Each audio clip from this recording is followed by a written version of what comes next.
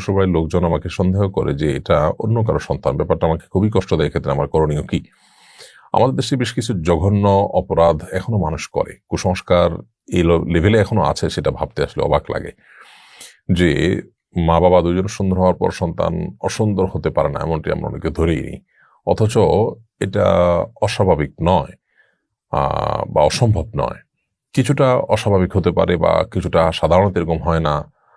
সেই জায়গা থেকে কিছুটা আপনার ভিন্নতর ঘটনা হতে পারে।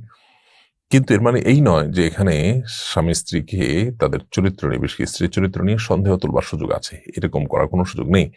একজন মানুষের চরিত্র এত ঠুনকো নয় যে এরকম শুধুমাত্র সন্তানের গায়ের কালার দেখিয়ে তার চরিত্রকে আপনি নিশ্চিত করে দিবেন বা তার চরিত্র নিয়ে সন্দেহ করবেন। তার চরিত্রকে খারাপভাবে আপনি চিত্রায়িত করবেন, এর সুযোগ কিন্তু নেই। বিশেষ করে